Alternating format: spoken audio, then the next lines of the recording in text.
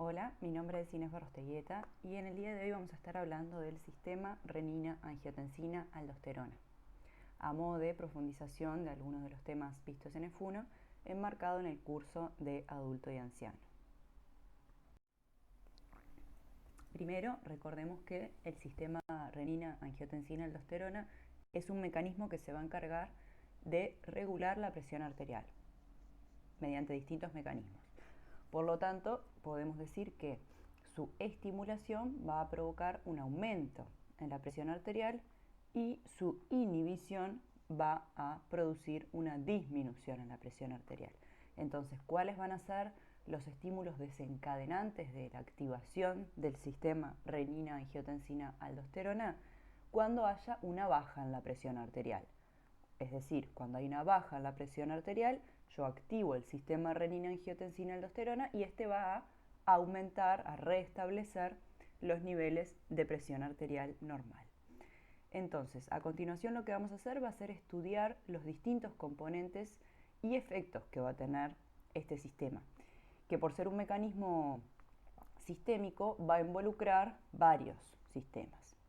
Entonces, para arrancar vamos a repasar de forma general lo que es la anatomía y la fisiología de los riñones. Entonces, los riñones, como ustedes recordarán, tienen muchas funciones. La principal podríamos decir que es la excreción de productos metabólicos de desecho, sustancias químicas extrañas, fármacos, metabolitos de hormonas, etc. Regular los equilibrios hídrico y electrolítico. Y una de sus funciones es también regular la presión arterial. Y en esa nos vamos a enfocar entonces en el día de hoy. Mencionamos algunas generalidades entonces sobre la anatomía. Recordemos que los riñones son estructuras pares que se disponen en la pared posterior del abdomen. Cada riñón en un adulto normal pesa aproximadamente 150 gramos y tiene un tamaño aproximado de un puño cerrado.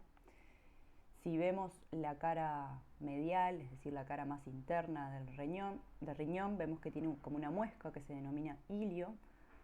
Por esta van a ingresar la arteria renal y salir la vena renal, también los vasos linfáticos, la inervación, el uréter, que va a ser el encargado de transportar la orina final desde el riñón hasta la vejiga. Ahora, si realizamos un corte, como el que tenemos en la imagen de un riñón, vamos a ver que lo dividimos en dos regiones principales. Desde la línea punteada hacia afuera vamos a tener lo que se denomina la corteza externa. Y desde la línea punteada hacia adentro vamos a tener la región interna que se denomina médula. La médula entonces se divide más o menos entre 8 y 10 masas con forma triangular denominadas pirámides renales.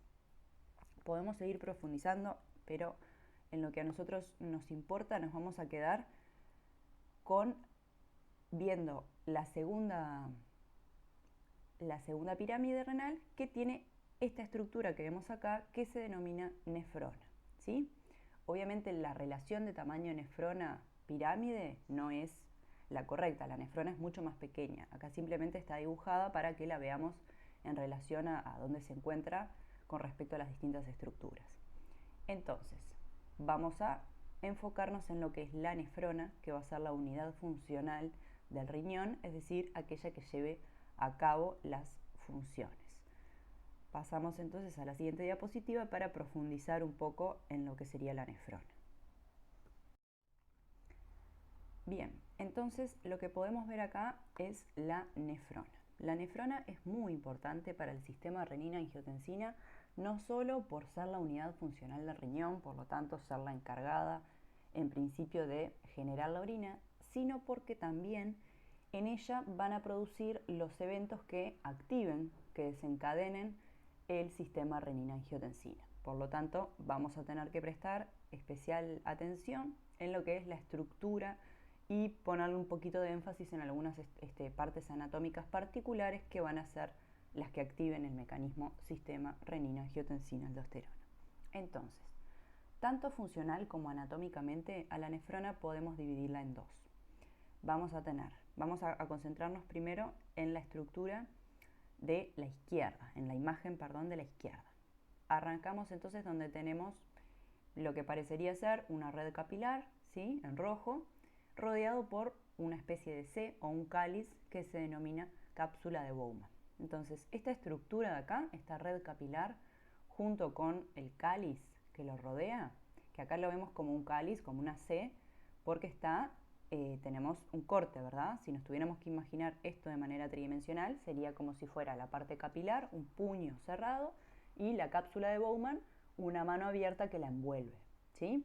Entonces, esta estructura se denomina glomérulo.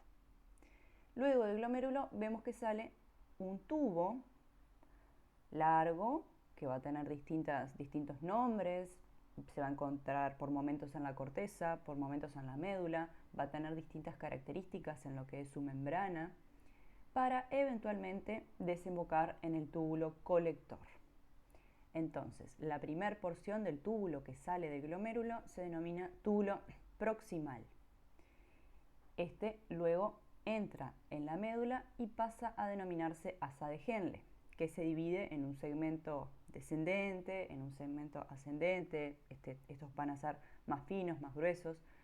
Luego ingresa nuevamente en la corteza y vamos a tener algo denominado mácula densa, que si seguimos acá la imagen vemos que está en íntimo contacto con esta parte capilar que tenemos acá, ¿sí? Que ahora la vamos a ver un poquito más. Luego se continúa y pasa a denominarse túbulo distal y luego sí ya desemboca va a pasar a ser túbulo conector y desemboca en el túbulo más general, ¿sí? Entonces ahora pasamos a la imagen de la derecha y vayamos a donde dice glomérulo. Vemos que esto que nosotros denominamos una red capilar es una red capilar, sí, compuesto por capilares glomerulares. ¿Y cómo se forma esta red capilar? Vamos a ver que tiene una entrada que se denomina arteriola aferente, luego se capilariza en los capilares glomerulares y luego sale como arteriola eferente, ¿sí? Veremos que esto es una particularidad porque acá tenemos una capilarización para luego volver a ser arteriola. Recordemos que esto no es lo más común, esto sucede también en lo que es la irrigación porta de la tiroides, pero no es lo más frecuente. Luego de esta arteriola eferente nos volvemos a ramificar para formar los capilares peritubulares. Los capilares peritubulares van a estar en íntimo contacto con las distintas porciones de los túbulos. Y luego sí, ya vamos a pasar a hacer una vena para eventualmente salir del riñón. Entonces, repasamos, tenemos las estructuras que van a ser el glomérulo, compuesto por los capilares glomerulares. La entrada es la arteriola aferente, la salida es la arteriola eferente. Esto está rodeado por la cápsula de Bowman y forman el glomérulo. Luego tenemos la porción tubular con sus distintos nombres, destacando la parte de la mácula densa que se encuentra en íntimo contacto con la arteriola eferente y aferente del glomérulo. Y luego tenemos los capilares peritubulares, ¿sí? En contacto con la parte tubular. Ahora vamos a ver un poco recordando cuáles eran los distintos procesos que participaban en la formación de la orina. Es muy importante que toda esta estructura esté en contacto con todo lo que es la parte capilar, porque bueno, recordemos que lo que es la orina va a estar formada a partir de sustancias que pasen desde la sangre hacia los túbulos, ¿sí? O sea, inicialmente hacia el glomérulo y eventualmente un reajuste tubular. Entonces es por eso que todo lo que va a formar parte de la orina tiene que estar en contacto con lo que es la parte capilar, ¿verdad? Aquí tenemos entonces de forma más esquematizada aún lo que sería la nefrona. Arrancamos arriba a la izquierda con la arteriola aferente que se va a capilarizar para formar los capilares glomerulares y salir como arteriola eferente. Esta estructura de capilares glomerulares dijimos que estaba rodeada por la cápsula de Bowman y en su conjunto iban a formar el glomérulo. Luego teníamos los distintos túbulos representados acá como un único túbulo en contacto con los capilares peritubulares. Ahora recordemos cuáles eran esos tres procesos que se iban a encargar de generar la orina final. Teníamos un primer paso que se denomina filtración glomerular. Como su nombre lo indica, ocurre en el glomérulo y consiste en el pasaje de sustancias desde los capilares glomerulares hacia la cápsula de Bowman. Van a haber distintos factores que influyan, puede ser el tamaño de las moléculas, la carga de las moléculas, la presión, no vamos a entrar en detalle ahora. Lo que sí quizás nos importa un poco más sea el tema sí de la presión. La presión que nosotros encontramos en los capilares glomerulares es mucho más elevada que la que tenemos en la cápsula de Bowman. Esto facilita el pasaje de sustancias desde los capilares hacia la cápsula. También vamos a tener una regulación de la presión cuando hablemos de lo que es, puede ser una vasoconstricción o una relajación de las arteriolas aferente y eferente, es decir, con el diámetro de estas dos arteriolas vamos a regular la presión que tenemos en los capilares glomerulares y de esta forma vamos a poder aumentar o disminuir el filtrado glomerular. Este es entonces el primer paso de formación de la orina, la filtración glomerular, que está a favor de la formación de la orina. Luego tenemos un segundo paso y un tercer paso que van a ocurrir a nivel tubular. El paso que acá tenemos como número 2 consiste en la reabsorción tubular. Es decir, va a ser el pasaje de sustancias desde la luz tubular hacia los capilares peritubulares. O sea, van a ser sustancias que se filtraron a nivel glomerular, pero yo de alguna forma quiero recuperar, como pueden ser, por ejemplo, aminoácidos, glucosa, ¿sí? Y luego tenemos un tercer paso, el paso número 2 entonces está en contra de la formación de la orina porque lo que hace es justamente remover sustancias que iban a formar parte de la orina y las devuelve a los vasos sanguíneos. Pasamos entonces al tercer paso, que es la secreción, ¿sí? La secreción tubular es un proceso inverso a la reabsorción. Por lo tanto, va a consistir en el pasaje de sustancias desde los capilares peritubulares hacia los túbulos. ¿Qué van a hacer estas sustancias secretadas? Básicamente sustancias que no pudieron filtrarse o no se filtraron en su totalidad, pero yo efectivamente las quiero eliminar, como por ejemplo urea, ¿sí? O sustancias que son tóxicas para el organismo, en fin.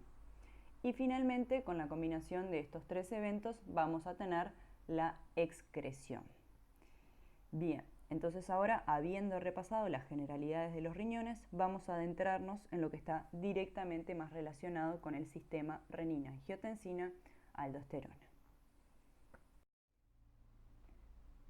Ahora sí, habiendo repasado las estructuras y funciones generales del riñón y de la nefrona, vamos a adentrarnos en el encargado de iniciar, de desencadenar la activación del sistema renina-angiotensina-aldosterona.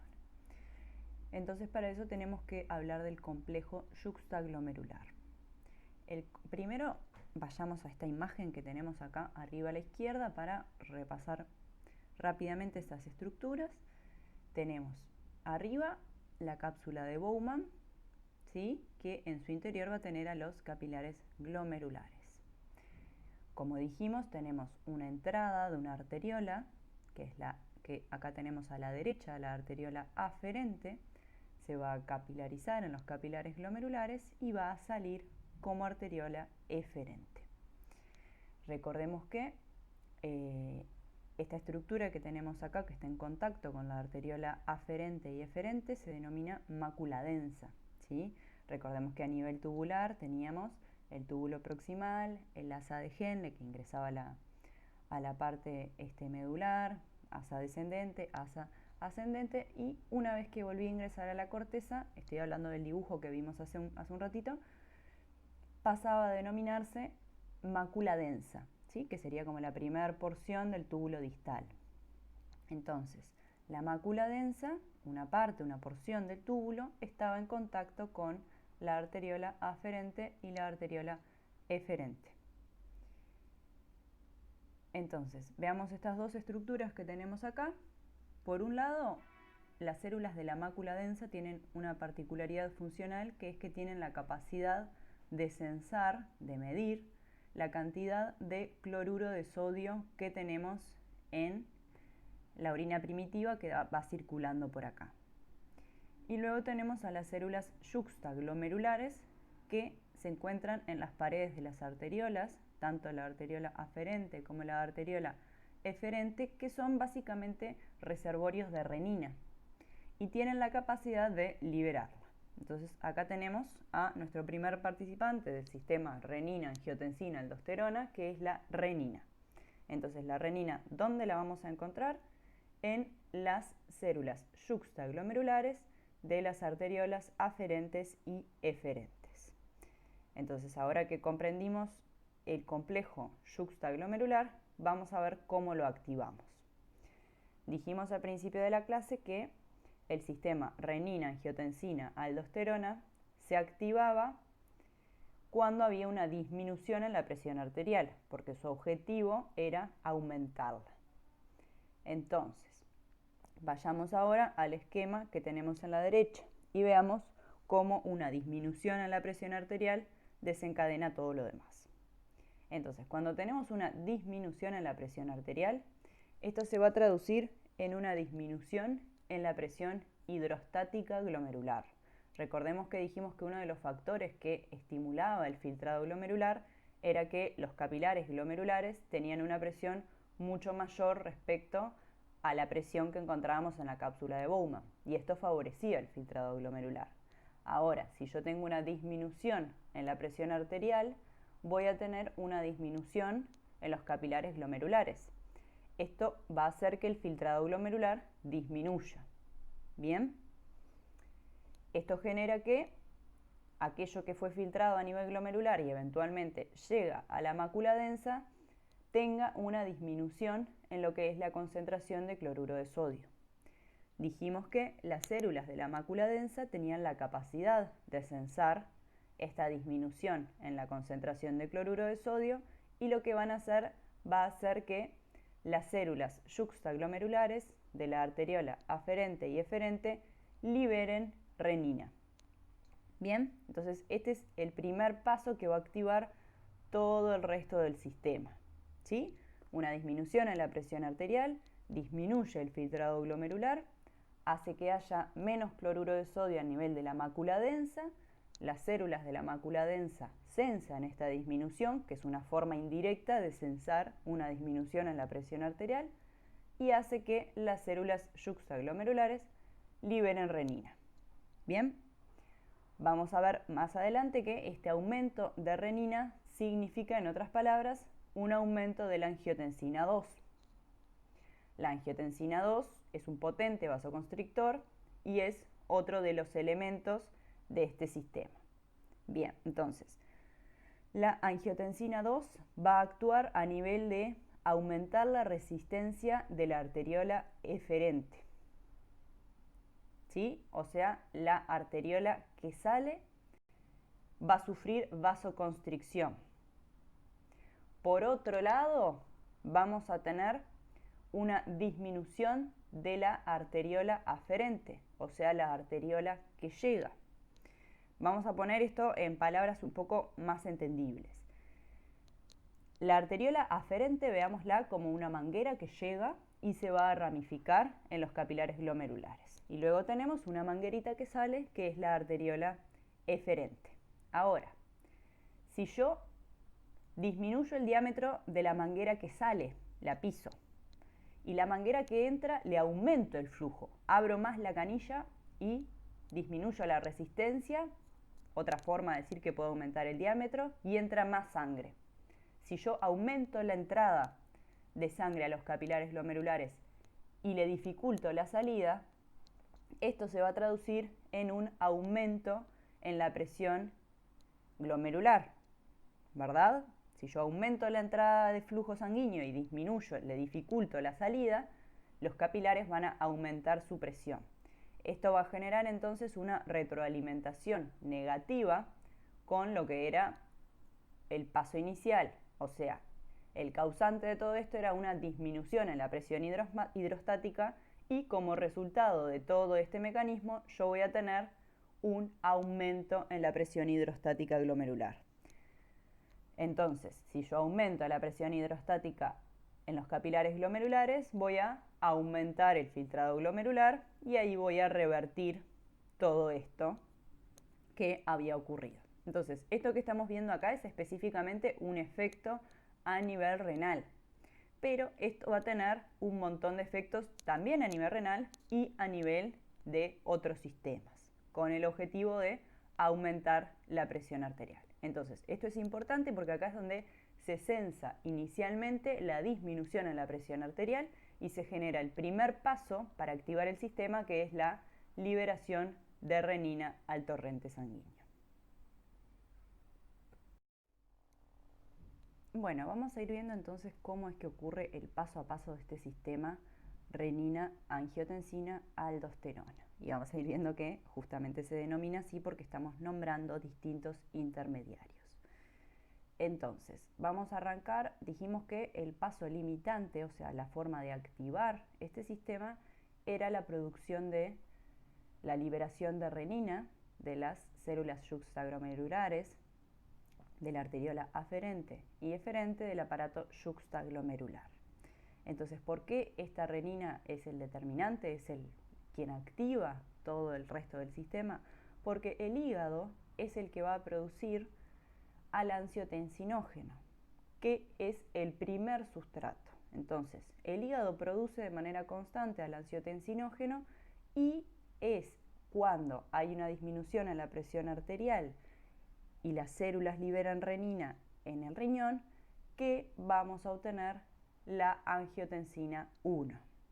¿Sí? Entonces pasamos del angiotensinógeno a la angiotensina 1 gracias a la renina liberada en los riñones.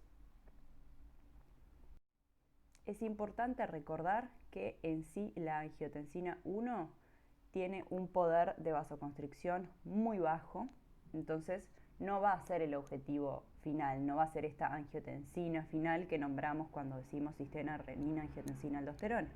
Necesitamos obtener la angiotensina 2. Entonces dijimos que íbamos a obtener a partir del angiotensinógeno y su conversión por la renina, íbamos a obtener angiotensina 1. Ahora, ¿cómo logramos que la angiotensina 1 se transforme en angiotensina 2? Gracias a una enzima producida a nivel pulmonar que se denomina ECA, enzima conversora o convertidora. Yo sé que estas palabras no son amigables en español, pero es su traducción, enzima conversora de angiotensina. Entonces la ECA transforma la angiotensina 1 en angiotensina 2. Y ahora sí vamos a tener este producto que es un potente vasoconstrictor. Tiene una vida en sangre relativamente breve, de entre 1 y 2 minutos, y va a tener distintas funciones a nivel sistémico y vamos a ver a continuación cada una de sus funciones. Dije entonces que la angiotensina 2 se caracteriza por ser un potente vasoconstrictor. ¿Qué significa que una sustancia es vasoconstrictora? Que disminuye el diámetro del vaso en el cual está ejerciendo un efecto.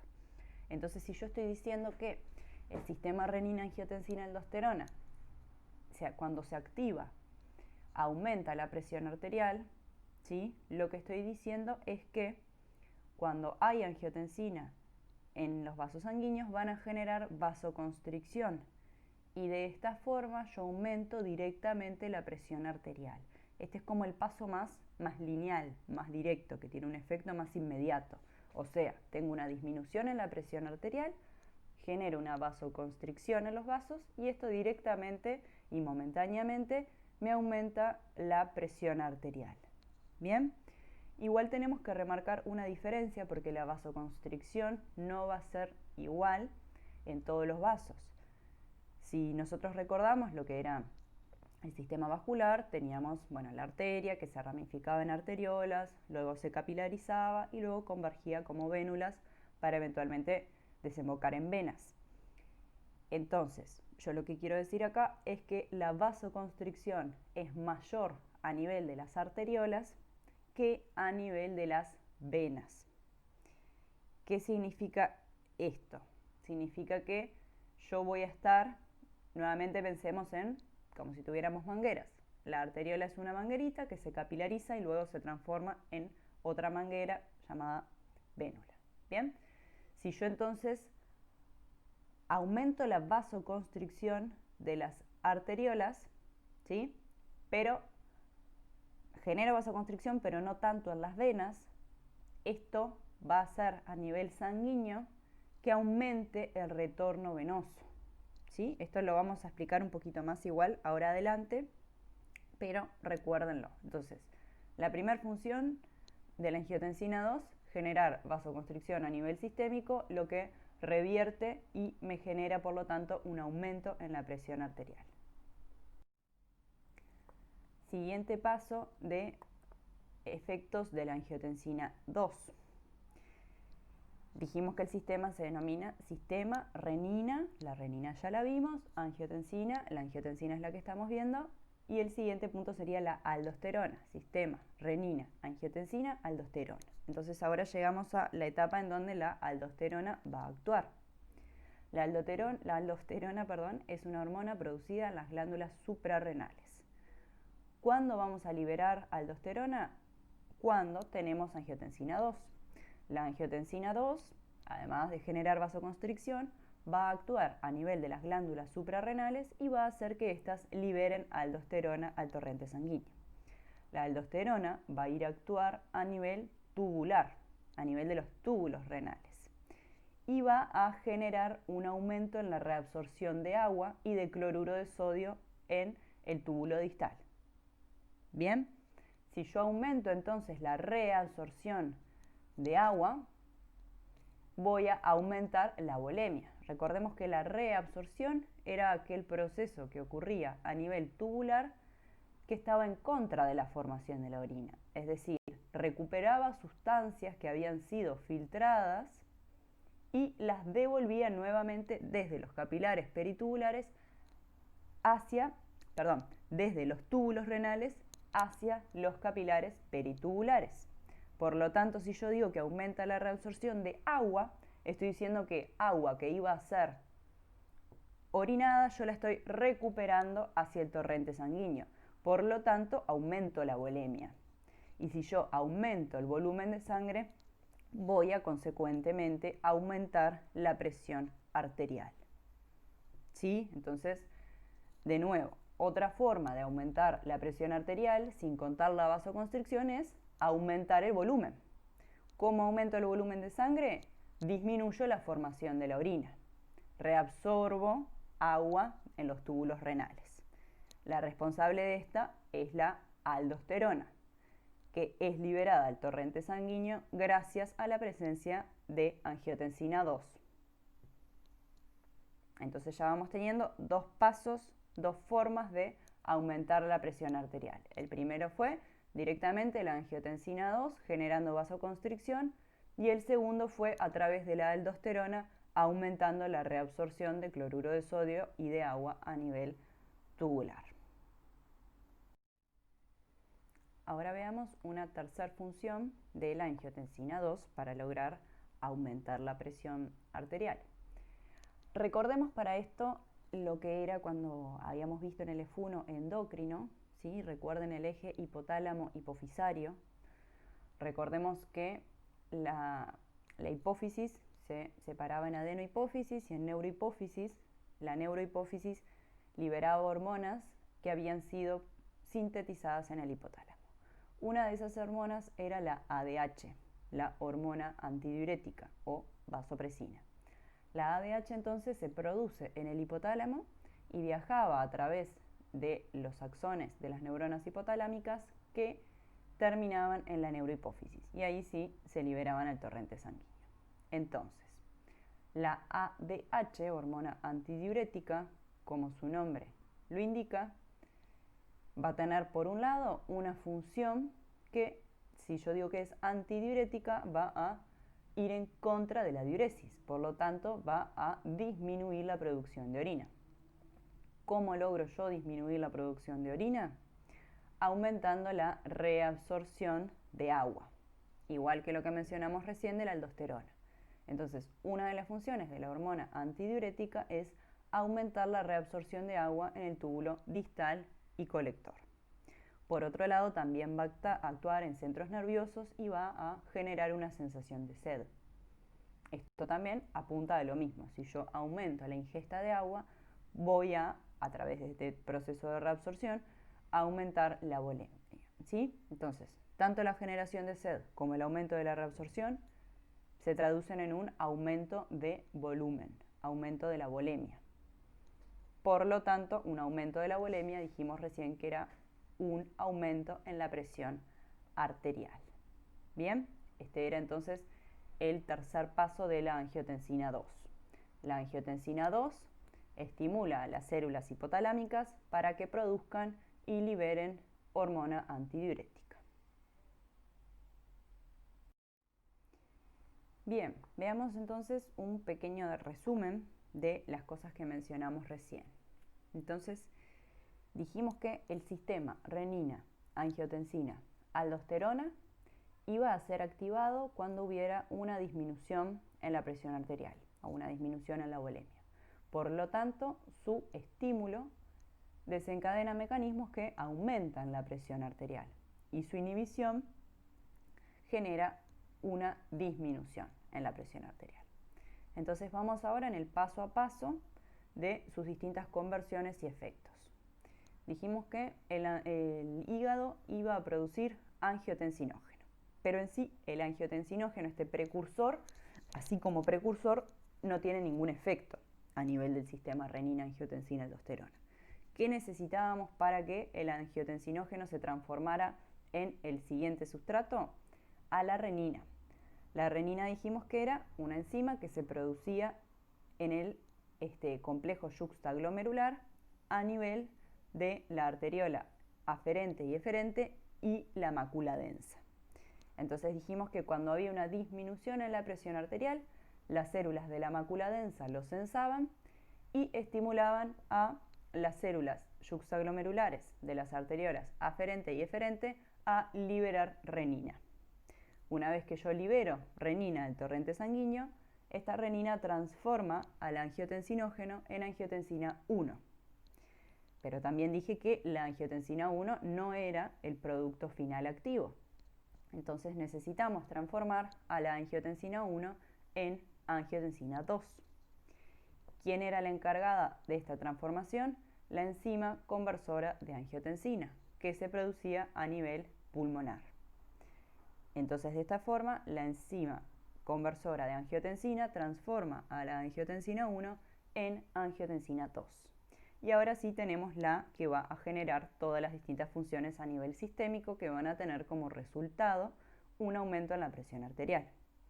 El primer efecto que vimos, dijimos que la angiotensina 2 era un potente vasoconstrictor. Esto iba a afectar directamente a los vasos sanguíneos y si yo genero vasoconstricción, aumento la presión arterial. Ahí ya tenemos una primera forma de revertir esta disminución. Luego dijimos que la angiotensina 2 iba a actuar a nivel de las glándulas suprarrenales y iba a hacer que éstas produjeran y liberaran aldosterona. La aldosterona dijimos que aumentaba la reabsorción de agua y cloruro de sodio en los túbulos renales. Si yo aumento la reabsorción de agua a nivel de los túbulos renales, voy a aumentar la volemia. Por otro lado, también dijimos que la angiotensina 2 actuaba a nivel hipotalámico y hacía que las neuronas hipotalámicas aumentaran la liberación de hormona antidiurética. Y la hormona antidiurética tiene dos efectos. Por un lado, aumenta la sensación de sed y por otro lado, aumenta la reabsorción de agua a nivel tubular. Combinado con el efecto de la aldosterona, se potencian y aumentan aún más la volemia. Por lo tanto, estos tres efectos, ya sea a nivel de vasoconstricción o de aumentar la volemia por un aumento de la reabsorción a nivel tubular, tiene como consecuencia un aumento de la presión arterial, cumpliendo de esta forma el objetivo del sistema renina-angiotensina-aldosterona, que es aumentar la presión arterial. Entonces, teniendo en cuenta que conmigo la clase pasada vimos el tema del gasto cardíaco, me interesa que traten de pensar cómo podría relacionarse el sistema renina, angiotensina, aldosterona con el gasto cardíaco, ¿sí? Para eso, traten de pensar cómo se definía el gasto cardíaco para tratar de vincularlo. Si pueden, pongan pausa, traten de pensarlo en función de las cosas de la clase pasada y en función de lo que vimos ahora, específicamente yendo a lo que era la función vasoconstrictora de la angiotensina 2, y luego de que se les haya ocurrido algo, ponen play y siguen viendo cuál sería la relación. Como recordarán entonces, de la clase pasada habíamos visto que el gasto cardíaco se definía como la cantidad de sangre que bombea el corazón hacia la aorta por unidad de tiempo, o sea, el volumen de eyección sistólico por la frecuencia cardíaca. ¿Sí? Habíamos dicho que esto, bueno, estaba de la mano con las exigencias del momento, con la edad, con el sexo, etcétera, con distintos factores que iban a influir. Entonces, frente a la respuesta de cómo afectaría la activación del sistema renina-angiotensina al gasto cardíaco, si lo afecta de alguna forma o no le cambia en absoluto, para entenderlo tenemos que ir al retorno venoso. Recordemos que también en la clase pasada habíamos dicho que el retorno venoso en condiciones ideales debería de ser generalmente igual que el gasto cardíaco. O sea, el retorno venoso era el evento opuesto, era el retorno de flujo sanguíneo al corazón por unidad de tiempo. Entonces, por lo tanto, lo que sale debería de ser igual a lo que entra. Ahora vayamos al primer efecto que vimos de la angiotensina 2. Dijimos que la angiotensina 2 aumentaba la vasoconstricción, pero este efecto de vasoconstricción era más intenso a nivel arteriolar que a nivel de las venas. Entonces, si yo aumento más la vasoconstricción a nivel de las venas de las arteriolas y no tanto a nivel de las venas, esto estimula que yo aumente el retorno venoso. ¿Sí? No sé si lo están visualizando, pero es como si yo tuviera una manguera que aprieto más, que sería la arteriola, la vena la dilato más y esto me aumenta el flujo que voy a tener en la vena. Si yo aumento el flujo del retorno venoso, va a aumentar, por lo tanto, la sangre que llegue al corazón y de esta forma va a aumentar de forma proporcional el gasto cardíaco. Entonces, esto es importante para que ustedes vean, nosotros en la clase pasada mencionamos algunos factores que influían en el gasto cardíaco y hoy estamos hablando de un mecanismo, sistema renina-angiotensina-aldosterona, que se encarga de revertir la disminución de la presión arterial. Entonces, es importante que ustedes vean cómo distintos sistemas que en primera instancia no parecerían estar relacionados pueden influenciarse entre sí y cómo una disminución en la presión arterial puede generar cambios en otros sistemas, como lo que es el sistema endocrino, un montón de sistemas, incluso a nivel de lo que es el gasto cardíaco, como consecuencia de solucionar, en este caso, la disminución en la presión arterial. Bueno, muchas gracias por haber escuchado la clase. La bibliografía es el Guyton, igual que la que le recomendé para la de gasto cardíaco. Recuerden que si tienen alguna duda me pueden escribir por privado de Eva. Mi nombre es Inés Barrosteguieta, está en la primera diapositiva. Y bueno, espero que hayan entendido.